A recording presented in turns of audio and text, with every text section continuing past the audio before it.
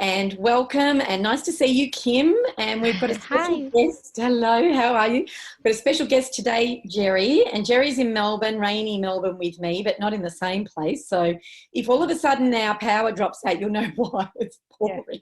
Yeah. So Jerry is the Nurture Queen of videos. Is that Yeah, the Nurture Queen name? Videos. That's it. Yeah. Yep. Right. Okay. So tell us all about what you do.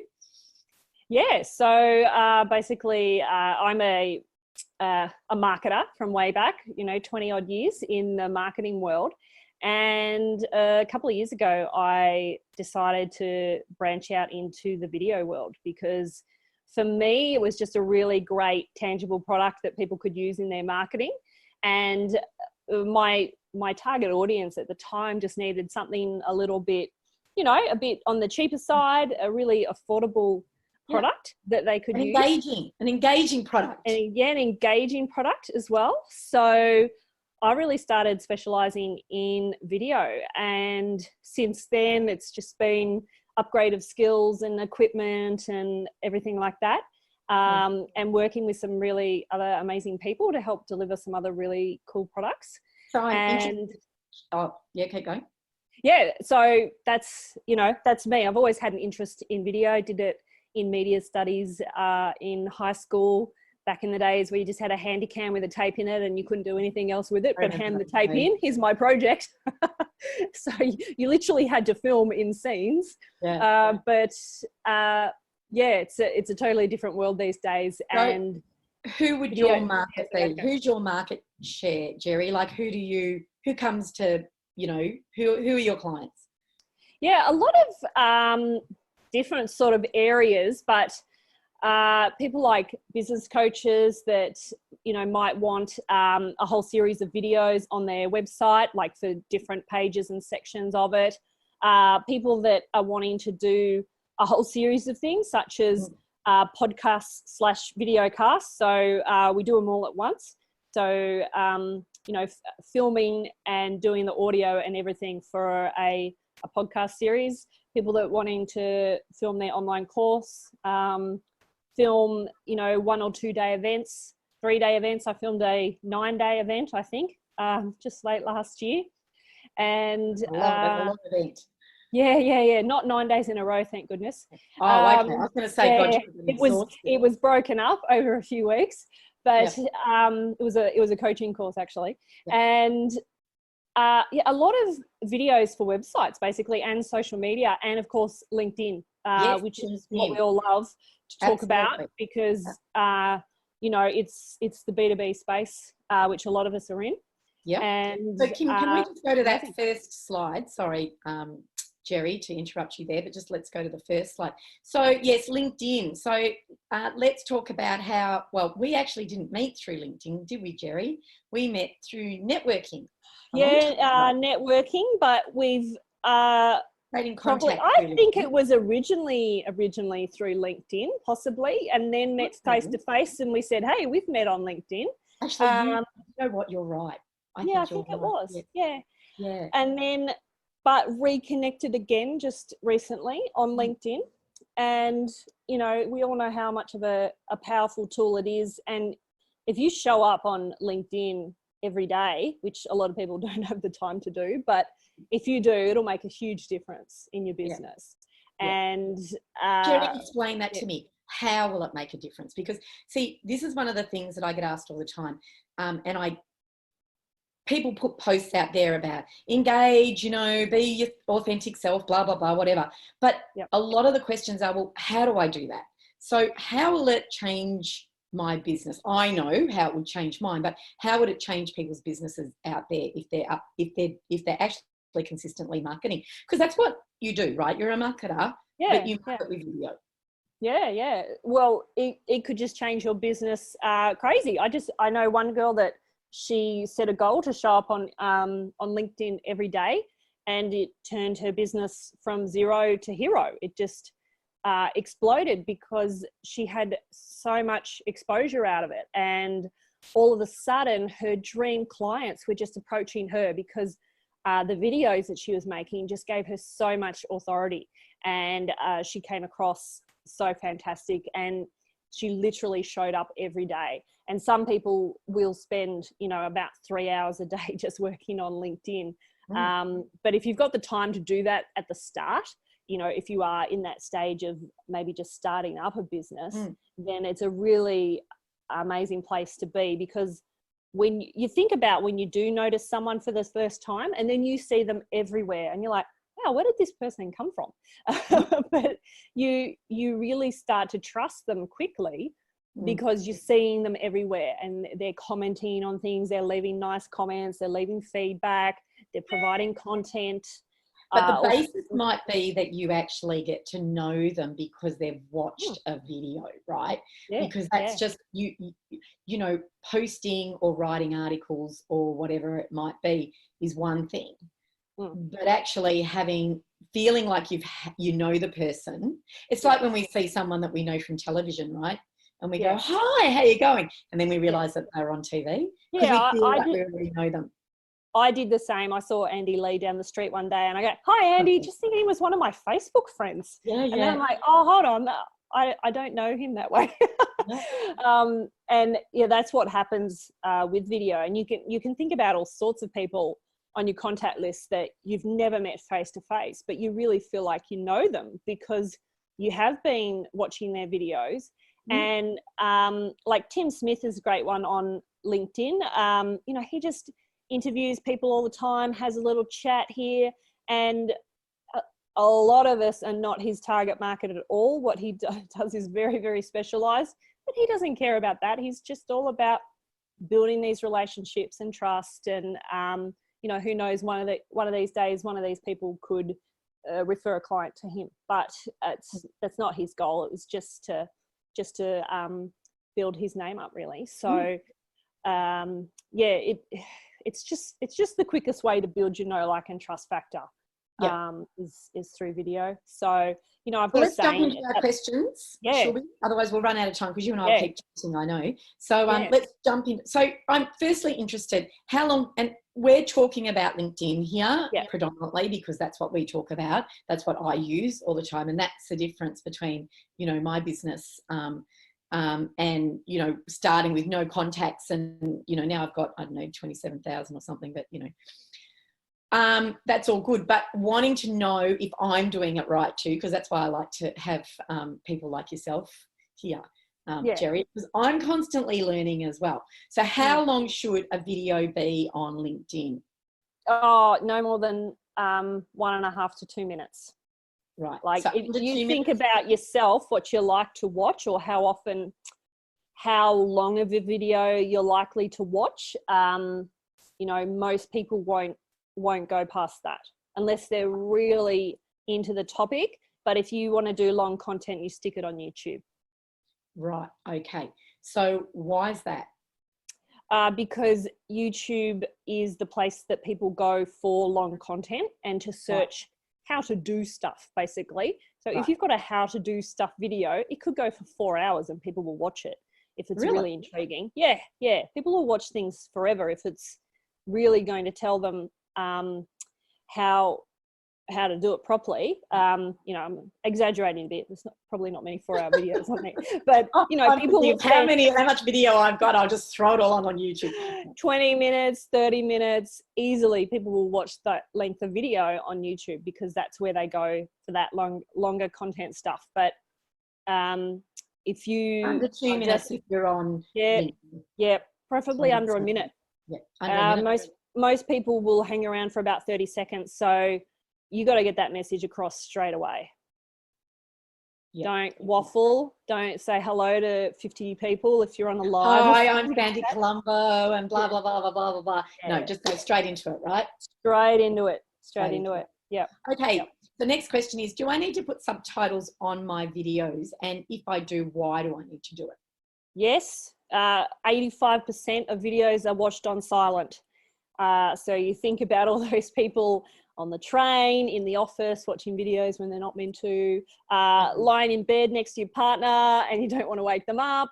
And you can't be bothered finding your headphones because all my headphones around here they seem to go in my laptop, but they don't seem to fit in my iPhone. You know, there's so many different connections these days. So yes, absolutely. you have to have subtitles, because if you want to be heard, and you want to get another 85% of people watching it, put those subtitles on, because not only is it for just hearing, it's also for understanding as well. So, you know, a lot of people just understand things. I know us Australians have an odd accent. Yeah. And it does help then too with the you know, cross the borders kind of videos as well. So if your video is likely to be picked up in another country, definitely have your have your subtitles. Well, a lot of the VAs use videos, don't they, Kim, in the office, so that they can learn things. Mm-hmm. Yep. Yeah, we do. Big market, yeah. We saw a group of them just come back. They must be coming back from lunch. But yeah, they use it, don't they, quite a lot. Yeah. Great. And so what is the best location when taking videos? Well, anywhere really. If you're going to be outside, make sure that you're using a microphone, and hopefully There's nothing worse than the wind reduction. But don't ever have the sun behind you. Don't ever have it kind of right on your face either, so you're squinting. If you can, be in the shade, which is the best, to be outside. Otherwise, if you're inside, for instance, I've got north-facing windows behind me and the blinds are down, because the last thing you want is to have this, not that there's much light today because it's so dark outside, but you don't want to have this glaring light behind you because it makes you all ghostly. So, you know, if you are shooting inside, at the moment I've got one of those ring lights up high so that it's just on my face, and you know, it's just, otherwise it'd be a lot of shadows and raccoon eyes, as they call it. So what about movement, Jerry? Is it good to be moving around? I mean, I must admit, I can't stand the video where someone's sitting at a desk. Drives me nuts. Yeah. No, seriously, I just don't even want to watch it. I sit at my desk. I don't need to see somebody else sit at the desk. And maybe that's just me, but you know, is being outside or walking around, is that a better sort of more interactive video? It always depends on who your audience is and what they're like. You know, a younger generation are more likely to get excited by the people that are walking around doing the selfie cam. Yeah, oh, here I am doing this and this and this, blah blah blah, and you know, it's go. And whereas older generation, that they might not be as attracted to that, and they might actually feel a bit sick watching that. I sometimes feel a bit sick watching things when there's just too much movement. But what you need to do, preferably when you're making a video, is to, what's the term now? I've forgotten it, but it's like spicing things up. So like all of a sudden you're like here, and then all of a sudden the shot will change to I'm over here and I'm sort of on a slight angle or something like that. So just not having it spaced on, but just doing some movement around. Some pattern interrupt, I think is what they call it. Okay, so, and that can be done with some really basic editing. Even if you just shot it all on one thing here on Zoom, for instance, you could then edit it so it's just a little bit more in and then a little bit more out all of a sudden. Just this pattern interrupt, because it makes people think, oh, something's changed, something's different, I'll keep listening. Yeah. So, yeah. But it's I tend to agree with that. Yeah. I find if, you know, in the first, I don't know, 30 seconds, if someone's behind it, I'm just like, I can't even walk. I'm like, no, it's just not my thing. But if someone's out somewhere, I'm like, oh, where are they? And what's that? Like, I look at Kim, you know, she's got all that stuff happening behind her, and it's sort of like, what's happening there? And, you know, like, oh, that's interesting, because there's things going on, not just what Kim's saying, for example. Yeah.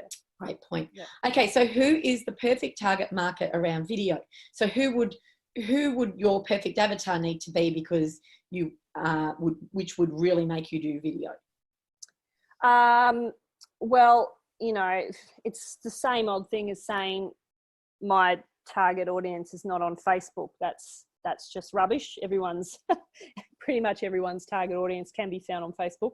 But if you want to find them on Facebook, that might be the question. Yeah. But, you know, again, you just have to think about who is your target audience, not not, I mean, you can make videos to suit different target audiences, that's for sure. But you certainly don't rely on your videos to find a target audience. You need to have that already defined. But definitely thinking about whenever you make any marketing content, plan about which segment that this video or this piece of marketing is for, because, you know, quite often businesses will have a very wide different avatar of clients. You know, in small business, often we just have a very sort of you know, one silo of avatar that we want, but often not, like, you know, Ford Motor Company. So they've got a whole range of well, avatar. you won't be keeping them anymore, right? That's not going to be happening. But yeah, look, even in my, you know, and I have a small business, but even in my business, I have different avatars, because I actually do training for some organisations that will get me to come in, and I will train underneath their brand, not my brand.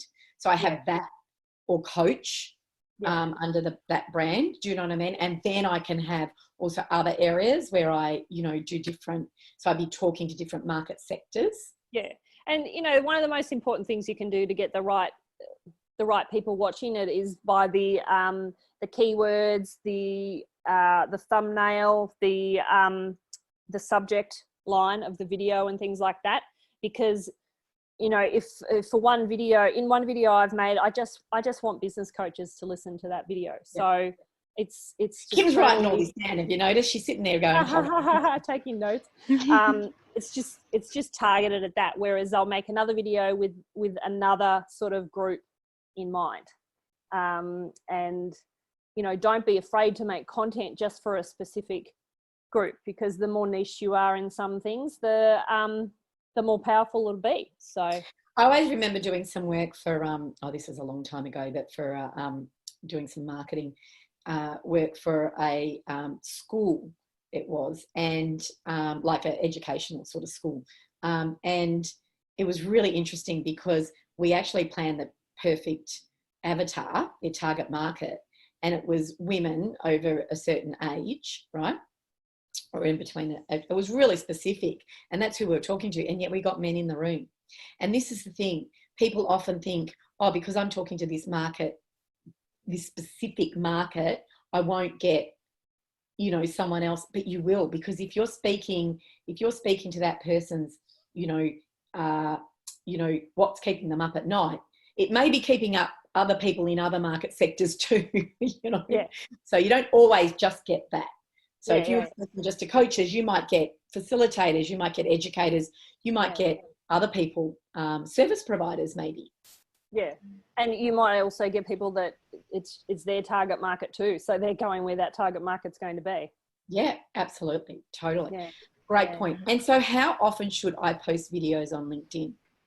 Well, you know, if you're really committed to it, you'd be doing it every day. But like anything, just, you know, at least try and do once a week. Maybe it's a certain day of the week for you. You know, it might be a theme day or something like that. We actually posted just recently on Valuable Business Conversations, didn't we, Kim? So if you're interested to have a look at that, if you go and have a look at Valuable Business Conversations on our page, it had all the times of different things that was a great time to actually post, which was really interesting, but it was only for Australia. It wasn't for anywhere else. Yeah. Was it you that told me the Saturday or the Sunday or something? What was it, you that told me that? Different posts work differently on different days. Saturday and Sunday, you tend to get very different users. In my experience, I've heard other people say the same thing. You get very different users on a weekend to what you do during the week. It's interesting. Yeah. I think someone told me that there's a lot of catching up on stuff on Sunday. So people will go and watch the things that they didn't have time to look at during the week. And so yeah, Sunday can be a good day to post some videos for sure. Yep, absolutely. Yeah. And again, it depends what your target market's doing, right? Absolutely. Yeah. So, you know, they're like me on a Sunday. I don't work on a Sunday. Yeah, that's right. Excuse So, me. We're on. that's you. You work on it. We're Yeah, you out of have time. We are, I know. So we're going to leave it there, Jerry. Thank you so much for all your information. And Yeah, it's not a really, really problem. good to have all of that. And just, can we go to the next slide quickly, Kim? And we have our own do-it-yourself online program. What we found, Jerry, is that many of the people that were coming to our webinars have a gap around LinkedIn. They may be using it really effectively, but maybe their gaps video, for example, or maybe their gaps, they don't know who their target market is. Doesn't matter what their gap is, but with our program, you can actually just fill your gap. You don't need to do it module by module. You just go to which area you think that you need to know more about. And we add content weekly. We have cheat sheets and how-to videos and all of that. So thank you so much for coming on as a guest. It was fantastic. Can I just leave you with one stat, Sandy? Oh, yes, we need some stats. You promised stats. In 1 year, video posts on LinkedIn generated more than 300 million impressions. So 300 million. So who wants their share of 300 million? Well, I do. Yeah, So, and the videos create 3 times more engagement than that of text posts. So it's worth it. Get on video. Get on video. Track down Jerry. She's connected to all of us. So and we'll put today's little post on our page as well, Kim, like we did last week. Jerry, thank you so much. Thanks for having me. See you very soon. Thank you so much. See Bye. you next week. Have a great week in business, everyone. Yes, absolutely. Happy Tuesday.